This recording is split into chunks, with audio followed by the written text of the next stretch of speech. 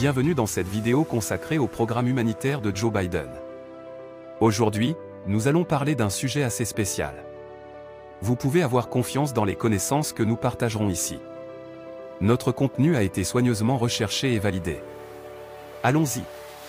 Si plus de 120 jours se sont écoulés depuis l'envoi de votre formulaire I-134A et que vous n'avez jamais reçu de réponse, faites cela tout de suite. D'abord, il est recommandé de prendre contact avec Service de citoyenneté et d'immigration des États-Unis d'Amérique. Vous pouvez leur envoyer un email ou les appeler pour obtenir des informations sur l'état de votre demande. Ils seront en mesure de vous fournir des informations spécifiques et de vous aider à résoudre tout problème éventuel. Il est important de noter que les délais de traitement peuvent varier en fonction de nombreux facteurs, tels que le volume de demandes traitées, la complexité de votre demande et d'autres facteurs spécifiques à votre situation. La patience peut être nécessaire dans ces cas, mais il est important de faire un suivi approprié pour obtenir des informations à jour sur votre demande. Si vous avez envoyé votre formulaire I-134A il y a plus de 120 jours et n'avez pas reçu de réponse, il est important d'agir rapidement pour obtenir des informations sur l'état de votre demande. Cela fonctionne pour plusieurs personnes que j'ai déjà aidées, elles ont déjà reçu leur réponse. 1. Vérifiez votre confirmation d'envoi, assurez-vous d'avoir conservé une copie de votre formulaire I-134A, y compris la preuve d'envoi. Vérifiez la date à laquelle vous l'avez envoyé et les informations de suivi s'il y en a. 2. Demandez au sponsor de se connecter à son compte de service de citoyenneté et d'immigration des États-Unis d'Amérique. 3. Allez dans boîte de réception message. 4. Cliquez sur le bouton message.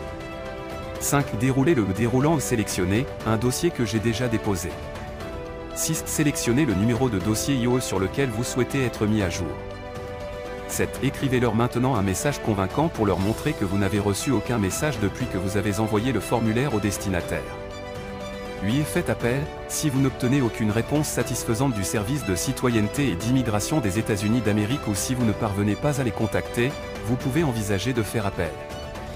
Vous pouvez contacter un avocat spécialisé en immigration pour obtenir des conseils et de l'assistance pour suivre les procédures d'appel appropriées. Remarque, soyez patient, de nombreuses personnes contactent les services de citoyenneté et d'immigration des États-Unis d'Amérique, il peut donc arriver qu'elles vous répondent rapidement ou cela peut prendre plus de temps. Mais, ce qui est le plus important de cette façon, c'est l'un des moyens sûrs de communiquer avec le service qui gère le dossier de libération conditionnelle humanitaire. N'oubliez pas que je ne suis pas une source officielle d'informations juridiques ou administratives. Il est toujours préférable de consulter des professionnels qualifiés pour obtenir des conseils précis et fiables. Pour finir, en tant que fan, vous créez une communauté solidaire, une famille qui se soutient mutuellement. Votre amour pour notre contenu crée des liens entre vous, vous permet de vous connecter et de partager votre enthousiasme avec d'autres personnes partageant les mêmes intérêts. Alors, du fond du cœur, nous voulons vous remercier pour votre amour et votre soutien. Chaque jour, nous travaillons pour vous offrir le meilleur contenu possible, pour vous faire sourire, réfléchir et vous divertir. Sans vous, tout cela ne serait pas possible. Vous êtes nos héros, nos fans bien-aimés.